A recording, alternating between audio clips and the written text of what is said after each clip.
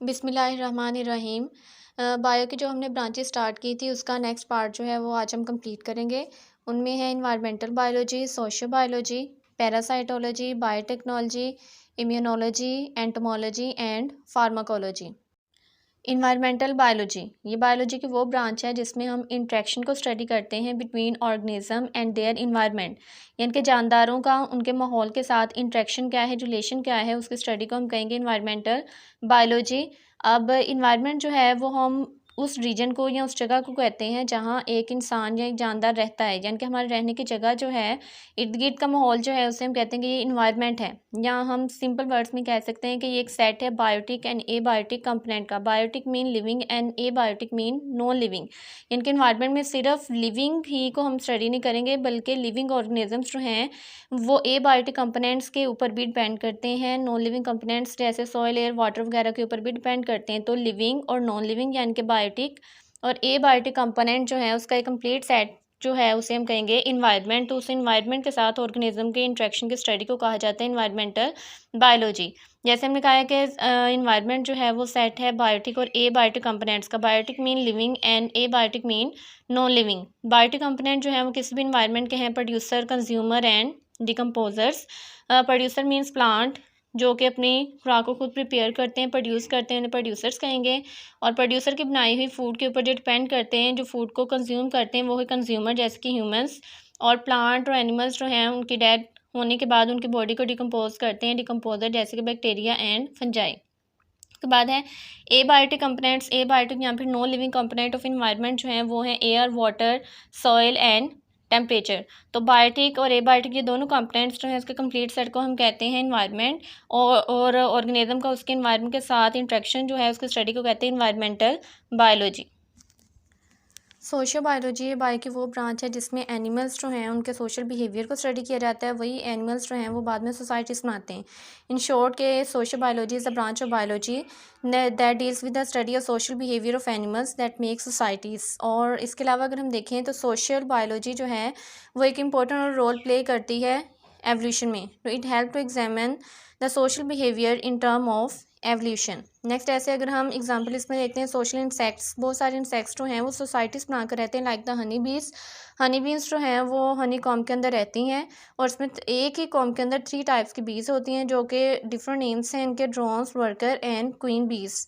और ये तीनों बीज जो हैं वो एक ही कॉम के अंदर रहकर वो एक अपनी सोसाइटी बना रही हैं, यानी कि उनका सोशल बिहेवियर होता है। उसके बाद यही ऑर्गेनिजम्स जो हैं ये मिलकर एक सोसाइटी बना रहे हैं।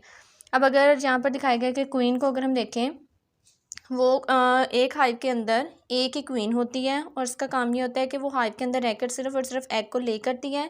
उसके बाद सेकंड जो है वो वर्कर है। ये वर्कर बीज जो हैं ये भी फीमेल होती हैं और इनका फंक्शन ये होता है कि जैसे क्वीन बी ने एग ले किए हैं उसमें से लार्वे निकलते हैं, उन लार्वे को फूड, वाटर वगैरह प्रोवाइड करना जो है वो वर्कर का काम है।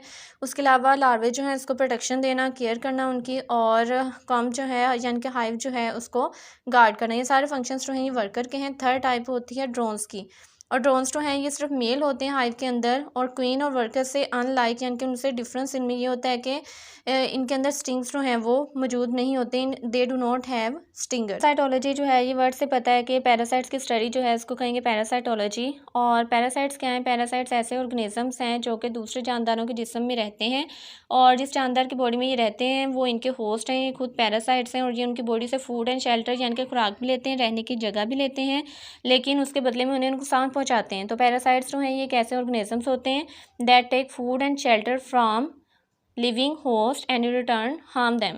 और अगर पैरासाइट्स को देखें तो इसके डिफरेंट टाइप्स भी होती हैं, ectoparasites, endoparasite, temporary and permanent. Ectoparasites वो होते हैं जो कि स्किन के आउटसाइड रहते हैं लाइक लाइसिस वगैरह, और एंडोपैरासाइट्स वो होते हैं जो कि स्किन के inside like the bacterian whites skin के अंदर रहते हैं, तो वो हैं एंडोपैरासाइट। और कुछ पैरासाइट वो ऐसे होते हैं जो कि कुछ अरसे के लिए उनके होस्ट की बॉडी के अंदर रहते हैं, उन्हें कहते हैं टेम्परेरी पैरासाइट। लेकिन कुछ ऐसे होते हैं जो कि अपना पूरा लाइफ साइकिल जो है वो अपने होस्ट की बॉडी के अंदर ही गुजारते हैं, वो पैरासाइट्स होंगे परमानेंट। तो चाहे जो भी पैरासाइट्स हैं उन पैरासाइट्स की स्टडी को कहेंगे पैरासाइटोलॉजी। और पैरासाइट जिस ऑर्गेनिज्म की बॉडी के अंदर रहेंगे वो हैं होस्ट, और पैरासाइट और होस्ट की रिलेशनशिप को कहते हैं पैरासिटिज्म, और पैरासिटिज्म की स्टडी को कहा जाता है पैरासाइटोलॉजी।